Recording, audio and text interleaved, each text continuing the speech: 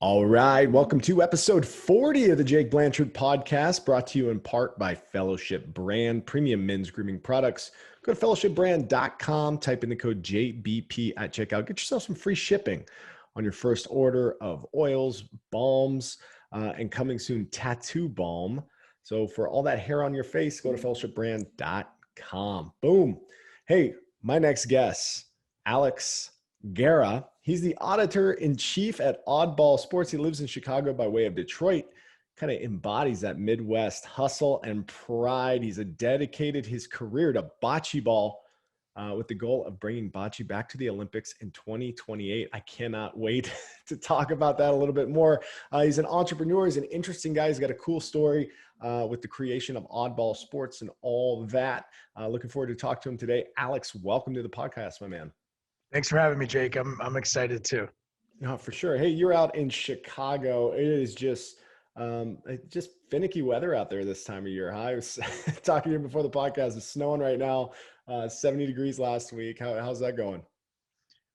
We just take it as it comes. We've got a big bocce tournament this Sunday, and very well could have seen that snow hit that. It is outside, but I just checked the weather, 56 and sunny. So that's a win for us. I like it, man. Hey, before we dive into the story, the journey, all that stuff, let's talk a little bit about Oddball Sports. Probably best if you explain it. But what is Oddball Sports or oddball.tv? This is essentially a reaction to where the beginning of the pandemic left my other organization, the American Bocce Company, and a lot of my friends who are kind of in this strange niche sports sphere. It left us kind of scrambling, looking for ways to engage with our players and our community. I noticed that a lot of us were kind of doing the same thing and building online activations and experiences from scratch. And I thought, why don't we take the better together approach on this? We're all so community oriented. And by we, I was thinking about some friends that I had already had in a similar space as American Bocce. So I think of like my buddy, Jonathan Schnapp, who owns the Royal Palm Shuffleboard Club in Brooklyn and Chicago. I think of Miko Gino in Boise, who is our mutual friend. And there's like sort of a similar DNA in us as the organizers and our communities, which is that we share this common interest in building whatever it is we're building through community, and then there's this sort of vice versa where the sport is built for the community and the community is built for the sport. So it started there, and I know that's all kind of vague, but what that turned into on a granular level was live streams, an enhanced platform for podcasts, for blogs, for articles, for profiles, more opportunities to engage, to build up our players. We haven't got there yet, but we want to make almost household names, not in the full mainstream version of that, but we want to make characters out of these players who are, some of these bocce people that I see on a daily basis are incredible, and they have great personalities and they're great at their sport, and that's the same for shuffleboard and it's the same for axe throwing. So I sought out new friends, right? So the National Skee Ball League, found some interesting characters in there. The World Wiffle Ball Championship, so the WWBC gang, who are not too far from me, actually. It's a Midwest operation as well. They've been doing this thing for almost 40 years, and they bring in people from around the country and just play wiffle ball for 2 days straight, and drink beer while doing it. And they instantly became part of this familial concept, and it just keeps growing and growing from there. The next step for us is to create essentially a streaming TV platform that allows you to sort of playlist style anything from a shuffleboard championship to a bocce championship to tips and tricks to how-tos, and all of the above. You're kind of creating more like an aggregate home, but a lot of people who play certain sports, I mean, they're playing maybe a lot of these different types of sports, or at least piquing their interest to try new things. Is that kind of the idea here as well? Yeah, somewhat. I mean, there's certainly there's a certain personality type who's drawn to becoming their city bocce ball champ, right? The relationship that our players have with our sport is more intense. It's not that of a fan. You feel like you can really get your hands on it, right? You can influence its direction. The runway is way closer. And that's interesting. And then, we're nerds, we're dorks, we're statisticians, we're not necessarily the most physically gifted people, but we're competitive, right? So they're all, you start to see these trends. And that I think turns the axe throwing fan into the bocce fan, into the wiffle ball fan or player. And then on top of that, we just, we don't have these sports, these oddball sports don't have the following that soccer or golf or whatever does. And we're not far off, but for me to put a bunch of effort into something that's going to be seen by 300 and 400 bocce fanatics is great. But to compound that with 300 to 400 shuffleboard fanatics and 300 to 400 skee ball fanatics, now we've got something. Right now it's worthwhile. Right. So again, better together. Do it together. And I got introduced to something for the first time scrolling through that Oddball sports.tv site, which was Kendama. Kendama, yes. Kendama. What the heck is going on with that thing? Is that something that you have a background in, or is that something you just came across or have been aware? Like, there's a whole subculture that I realized that I have no idea about, but it is incredible. It's a really interesting, artistic, like difficult, lots of hand-eye coordination. What is going on with that? Dude, every time I watch a Kendama video, I feel like I'm wasting my time trying to like be good at what I'm trying to be good at. I know, These guys are incredible. Incredible. Do you know how easy it is to roll a ball at another ball versus what a Kendama artist is doing? I mean, so for those that don't know, it's ancient ball and cup game, right? So similar to the yo-yo, Japanese roots. It was sort of a discipline game. You've got the ball on the string with a cup on the end of a handle, and you're trying to toss the ball up and catch it in the cup. It was really renaissance through this like 90s skater culture, sort of counterculture, American group of people who discovered the game and brought it into its own, which right now involves a lot of artistry, a lot of video, a lot of trick shots, a lot of creativity. It's absolutely fantastic.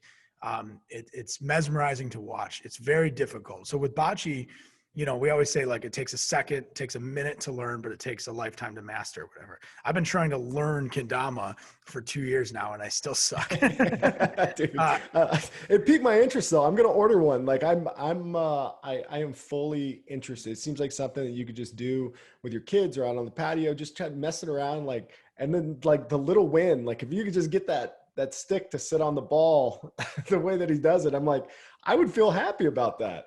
Yeah, for sure. And I've got those little wins, and then I go and watch like a Jake Wien's video, and I'm like, okay, so I've got a lot more to go. So Jake's a Evanston guy. So Evanston, just north of Chicago. Yeah. And he was kind of a pioneer of this,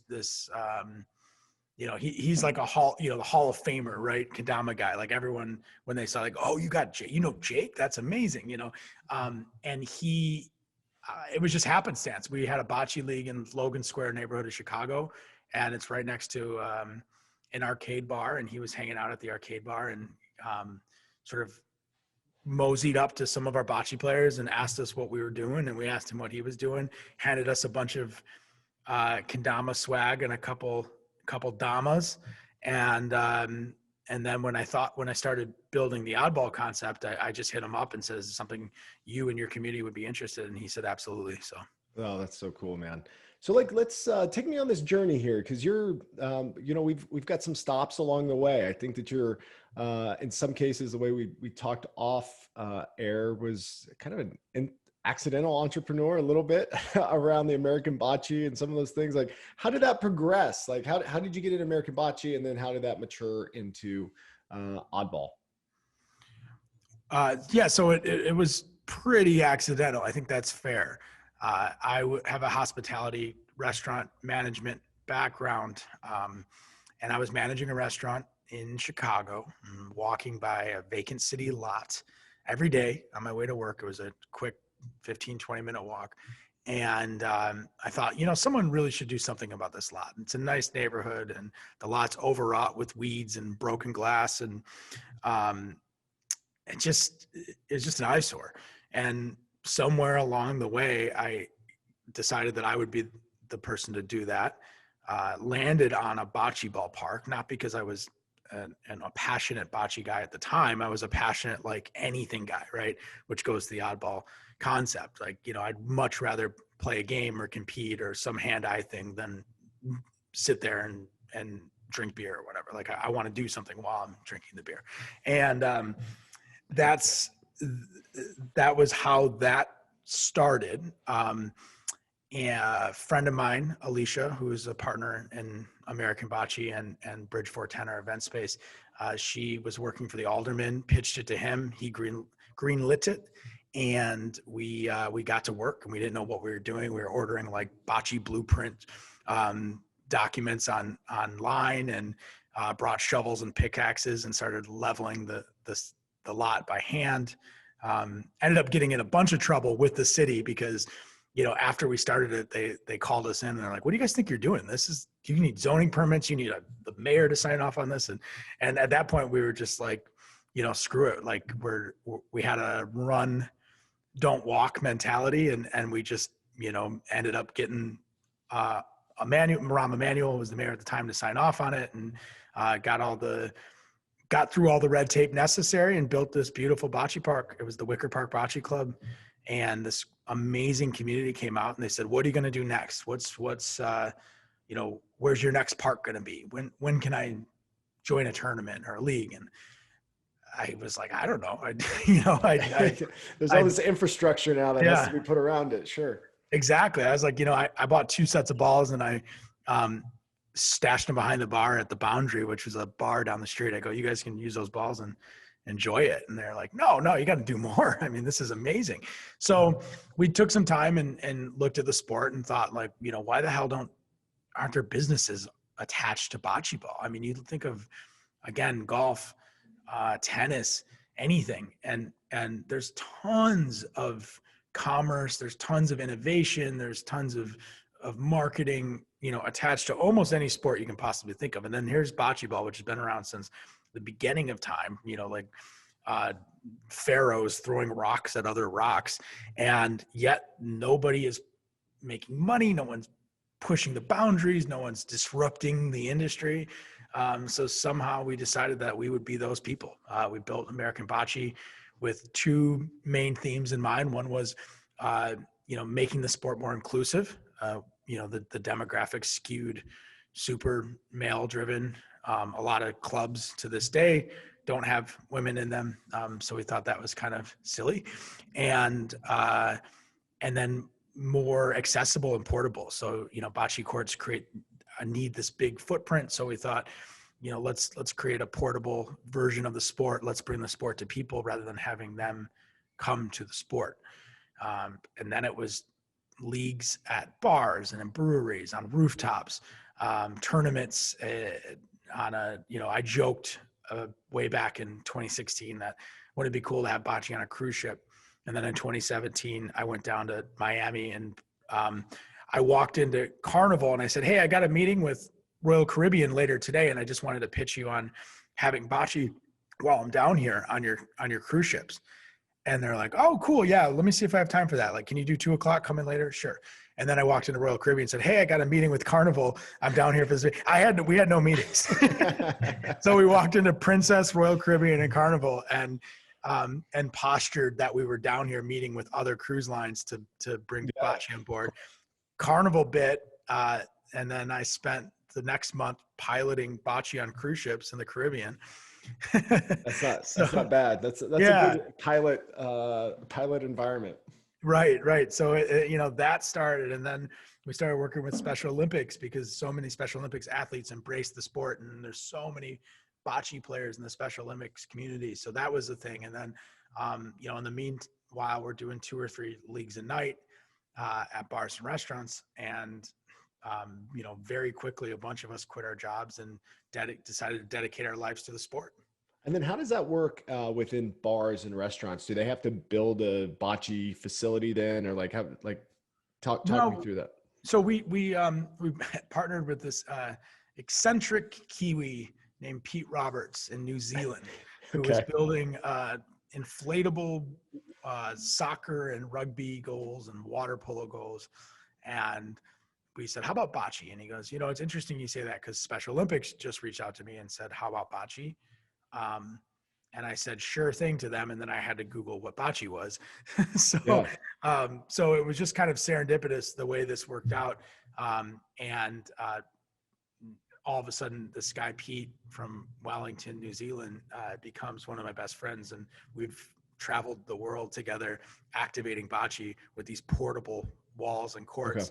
And then we just kind of created an AstroTurf solution that we could lay down in the middle of a bar or on the patio or whatever. Okay. And that's what Gino here in Boise goes around with. He stops at breweries and bars and restaurants and has inflatable pop-up ice cream shop, right? Wasn't there an ice cream shop? I think so. Yeah. And he just goes to different spots and hosts these leagues and these tournaments, or at least was doing a lot of that before COVID, but certainly it opened up my eyes. I had an opportunity to go down and learn the game a little bit. And then start to understand that there's levels to this. There's people who take it really serious on clamshell, courses or whatever, the sprinkle, I'm talking about, the dirt. Yeah. Oyster shell on the oyster shell. Sorry.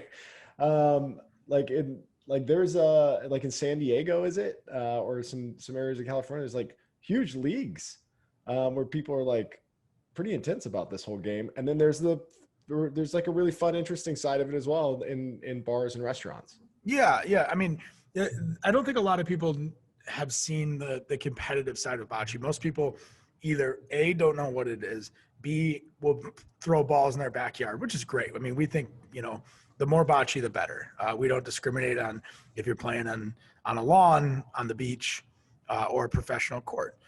But there is this almost underworld that is pretty competitive, and it's way bigger in Italy, as you can imagine, and South America, and parts of Russia and Turkey and other European countries, where it's pretty athletic and pretty fierce. And as we've grown the sport and grown players that have become passionate about the sport, we're now entering the arena of the competitive side. And I'm glad you brought that up, because if I could take just 1 second to plug, we're actually hosting our very first national tournament in September in Lake Orion, Michigan, which is a little bit north of Detroit. And it's called the American Bocce Open. And this is our attempt to sort of reimagine a competitive bocce tournament. So we're going to have that American Bocce energy, which is loud and boisterous and fun and full of energy. And that's going to be the silver tier, but that's going to be happening alongside the gold tier, which is going to be best bocce athletes in the country going at it. And so hopefully the competitive circuit will learn some things from the social circuit, and the social circuit will learn some things from the competitive circuit. But at this point, we've got too many players in American Bocce who are ready to make that leap and take their games to the next level. Yeah. And I think we saw something similar maybe 10 years ago with bowling. from the standpoint of bowling really getting kind of a revamp of, a little more edgy, ended up on ESPN a lot more. Like there's personalities to the game as well. There's a social side, there's a fun side. You really get to kind of see that, I don't know, the personalities of the players. Whereas I think maybe traditionally, I think bocce is a very quiet game from what I can tell in the current professional standing. Is that a fair? That's quick research on my end, but yeah. So the competitive side of it is pretty respectful. I think the social side of it has always been encouraged, smack talk, and you think of like old Italian men yelling at each other, and that's fun, and that's a part of the culture for sure. But once you are playing for, a cash prize or something, people are pretty quiet, and my thought there is an NBA basketball player is dealing with crowd noise while they're trying their feet, and a defense. We don't even have defense, right? We're just doing the thing. You mentioned bowling. I think of curling to an extent, and there's an amazing renaissance of darts, competitive darts culture, particularly in the UK, and they do that in a bar environment. And that would be a really great sort of playbook if you were to think like, where does ABC want to be in 10 years? Look at the competitive dart world in the UK. And they're quiet for the shot, right? You're quiet for the shot, but absolutely feel free to erupt when the shot is executed perfectly, right? I love it. And take me on the entrepreneurial journey here. Like, so you talked a little bit about needing to create basically a custom court. And then essentially there's manufacturing goes on that. There's licensing. There's, what is the business model? How did it evolve over time? Well, the business model, evolve is the key word there, right? Because it involved hundreds of mistakes along the way, and that's kind of part of the beauty of the journey. Is I remember early on, we've sort of DIY'd, bootstrapped this whole thing, and there was talks of investment and all this, and I thought, let's not let the company outgrow the owners of the company. We got a lot of learning to do. We got a lot of mistakes to be made, and let's just do this ourselves. And if we build something cool and turn around and sell it off, maybe someone else does more with it and makes it bigger and better. But where does that leave us, right? So we were encouraged as owners and organizers to take shots, to try things, to like going back to the cruise ship story, like that was probably a classic example of us just throwing things at the wall and seeing what sticks. Along the way, we, in the beginning, it was revenue was coming in through leagues and events, private events, public events, festivals, fundraisers, and then sales, court sales. Special Olympics was my number one customer. So that's how that relationship started with them. And then over the years, what that has become is a completely separate event space, because we got really good at hosting events. So Alicia, who I mentioned earlier, she runs the event space. There's no bocce courts in the event space. We can set up the portable courts anytime we want. We do, but often it's just a wedding, just an elegant wedding. So that is something that grew, an arm that grew out of this, this group of young industry professionals that were just trying to do something special. My relationship with Packworld has changed a lot. So Pete, and that is actually part of just the modernization of business as it is. He's able now to ship from different warehouses across the country and not have to, that's just technology and 21st century business, right? Like when we warehoused the equipment in Chicago, that was a calculated decision that he had to say, all right, like I'm going to put this Buy American Bocce, like this is going to cost me a lot of money. I got to find the right people, the right warehouse.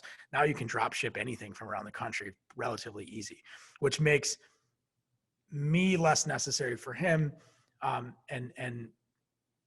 him sort of less necessary for us, because our focus is now on the competitive side, which involves typically more permanent courts and structures.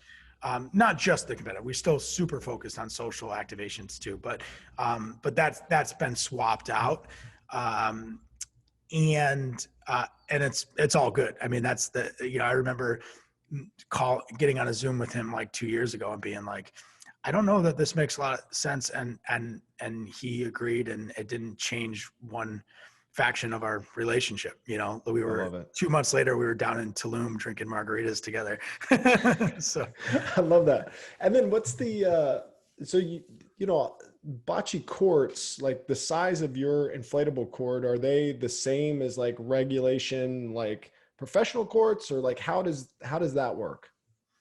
So we have 3 different sizes of the courts. There's a mini, a recreational, and a competition. The mini was designed for retirement villages and kind of to spec for the cruise ships. The recreational is what we use at bars. They are smaller. The players stand out of the box, whereas traditionally you stand in the box on a bocce court, to sort of maximize the footprint that we have.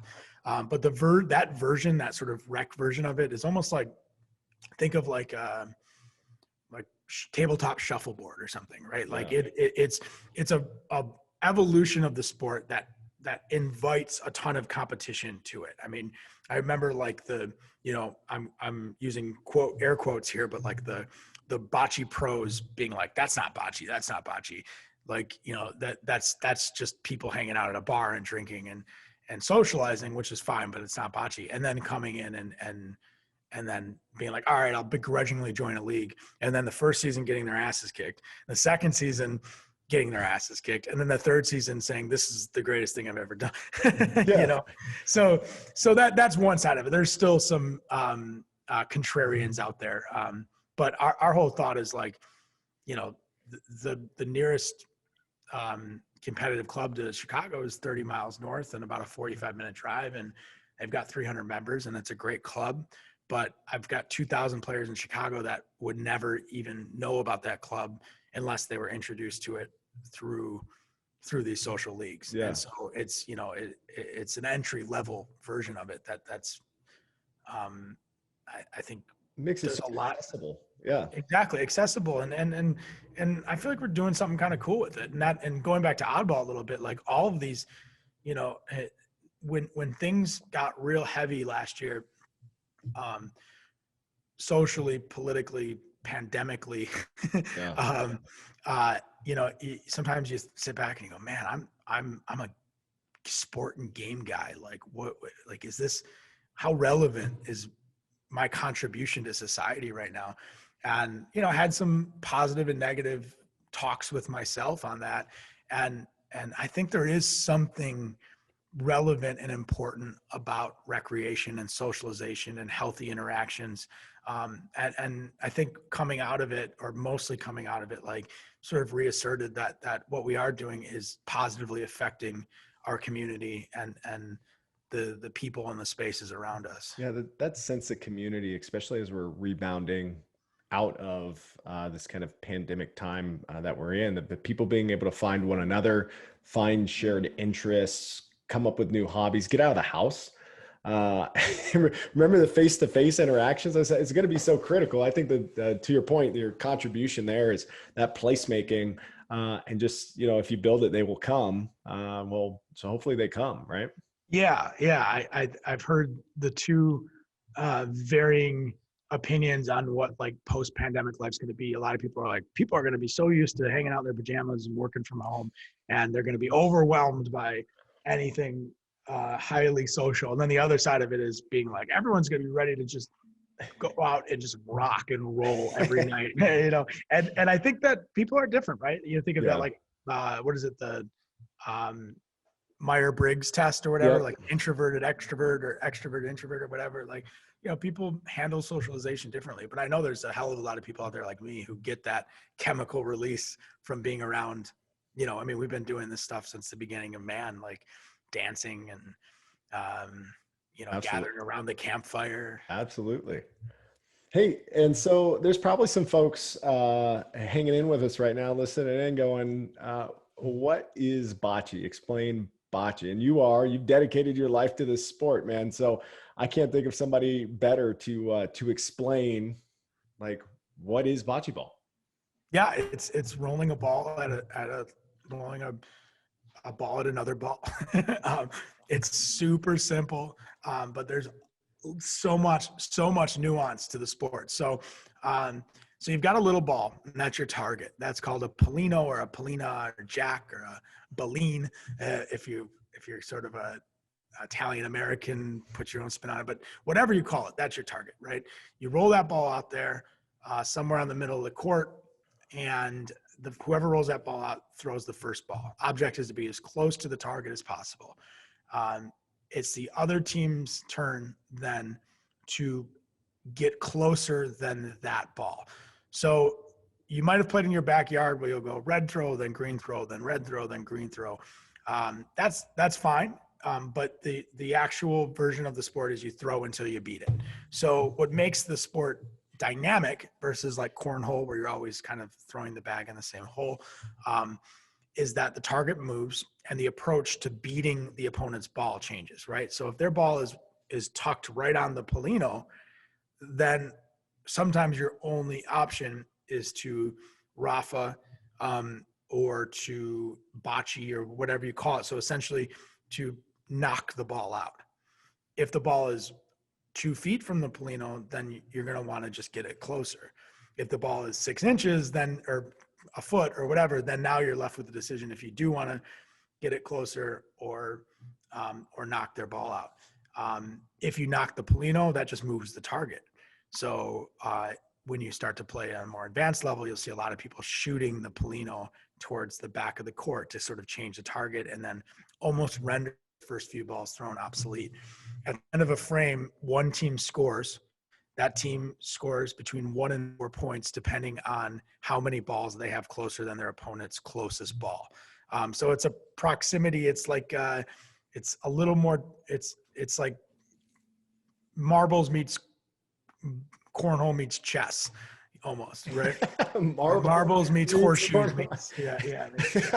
I love that, man. I love the three world conflict. This Marvel strategy, but yeah, there's kind of a disruptive, and I've only played a handful of times at different leagues. Gino's hosted here in Boise, but it really does get fun, man. It's like, you know, when you're matched up against, you know, you and because there's 2 people on your team and 2 people on the other team, right? And then you or 4 and 4. Yeah, I mean, it depends, but yeah, typically, you can play 1-on-1 too, right? But I mean, you know, you can play to 12, you can play to 15, you can play to 100 if you want.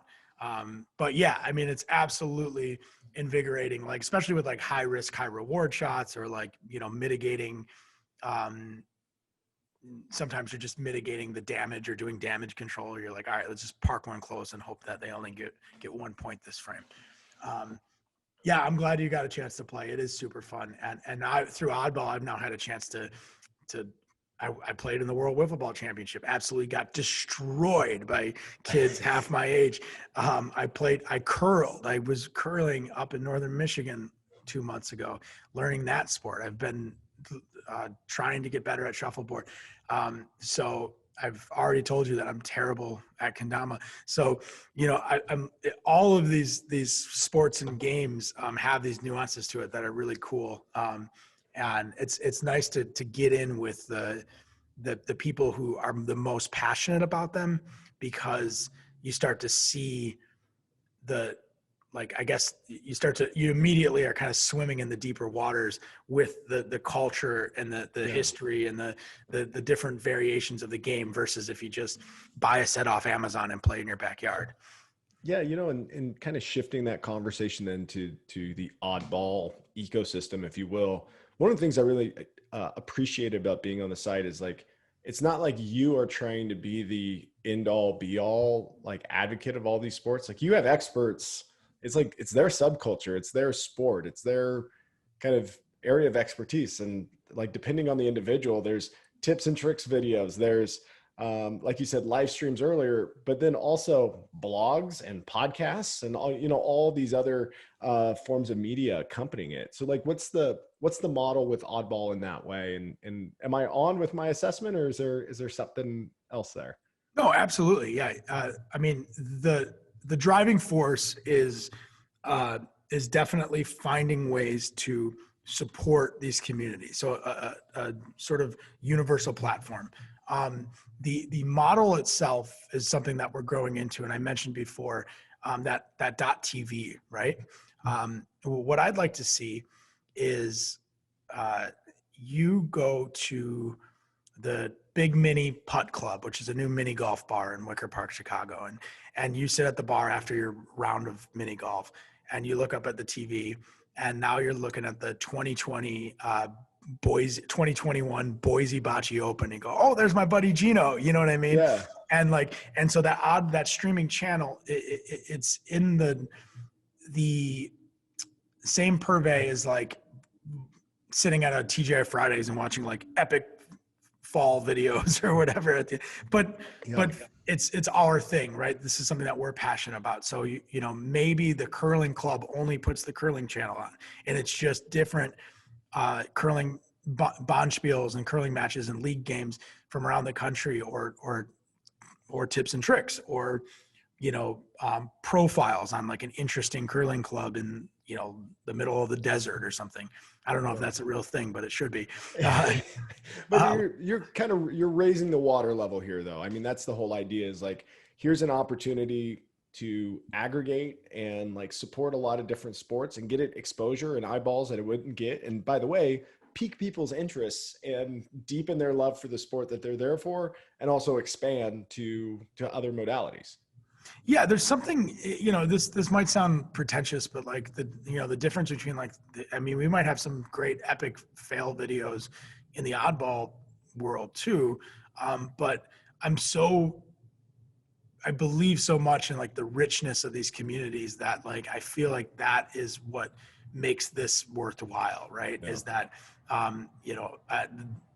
the National Skee Ball League, these guys, they need to be seen because it's amazing what they've done for their community. And I'm guessing, Jake, that you have not experienced anything from the National Skee Ball League at this point, right? Yeah, that's fine. I hadn't either, right? But now that I'm looking at it, I'm going, man, I thought I was doing a good job with my organization. Look what Eric Pavani is doing with the National Skee Ball League. Oh, by the way, he's got a side gig called Major League Dreidel. That's competitive dreidel spinning. That's going to be on ESPN2 this summer. And that's his other thing. That's his. So these are the kind of things that we want to support and profile and show off. Okay. And then, so, as we're putting out there, what's next, what's happening like short term, and then kind of, long term, what do you have going? Are the leagues getting back locally, or are you doing some things nationally? What's that look like? Yeah. So right now, I think the obvious short term is everyone's reopening on some level. Yeah. So the full circle bars that host the National Skee Ball Leagues are reopening. American Bocce's bar leagues are reopening. The curling clubs have kind of been open to an extent. But yeah, while that happens, we will continue to profile championships through live streams, opportunities like that. We're also building and collecting a library of both irreverent content and like more advanced strategy, a la masterclass for some of these. So I'm actually headed out to Palazzo dei Bocce, which is going to host the American Bocce Open in September, and bring some cameras out and vlogging equipment and get some really great how-tos and instructional videos from their club pros. They have 2 pros on site there. So that's the stuff that we're chipping away at. And then the long term is to have that Roku or Apple TV channel equipped with enough sort of like stock stuff that can supplement live coverage as well by the end of the year. That is awesome, man. I'm really looking forward to that. Where do people go to find you? Where do they go to hop on social? Like, shout out a couple things there for folks who are interested. Yeah. So oddballsports.tv is our showcase website right now. And essentially you can look at anything that we've put out there for the last 6 to 9 months that we've been, one thing I'll say that we've done with Oddball is we decided to just go on it. Like there's no behind the curtain. Everything happened in the public eye. We had our worst videos and worst articles are up there, and so our best. One of my favorite things in this journey was getting a chance to profile a bocce organization in Iran and talking with them, and so that article is on there, and it's super fascinating to see that these people from the other side of the world are. The way they're experiencing a kinship with the sport, exactly how I did in Chicago 7-8 years ago, is what they've been doing in Iran for the last 7 or 8 years. So that kind of blew my mind doing that. So all of that's available at oddballsports.tv. Instagram, the Oddball Sports Instagram has a ton of fun, irreverent stuff, memes, GIFs, really just silly shit. I don't know if I can say shit on this. Yeah, you can say shit as much as you want. Right? All right. Yeah, really silly shit on the Instagram, which we love. And then if people are interested in bocce, like follow that American Bocce Journey. Our new website, AmericanBocceCo.com. So American BOCCECO.com was just launched 2 weeks ago. There's tournaments, events, and leagues on there. And that's probably the bulk of it. You can find all the live streams as they come up on both websites too. All right. Well, I will definitely be putting links to all of that in the podcast as well. So if you're listening in, go ahead and follow that, and then go follow them on Instagram, man. It's I've been following you guys for a little while now on Instagram. It's funny. It's good stuff, man. Good, Jake. I appreciate chatting with you, and I definitely owe Gino a visit in Boise. He came out to Chicago early 2020. He's coming to Detroit for the big tournament this fall. So I think I'm due to visit Gino, and when I do, we'll throw some stones or something. Oh, that'd be perfect. Let's do kind of an oddball world tour, man. I'd love to experience a lot of these different games. We'll go axe throwing, we'll go skee balling. We'll just hit them all. Sounds good. We'll throw some money down on it too. That's what's up. All right, man. Hey, well, thanks for being a guest on the podcast, and looking forward to keeping up with your organizations, and best to you for your continued success. Thanks, Jake. All right, cheers.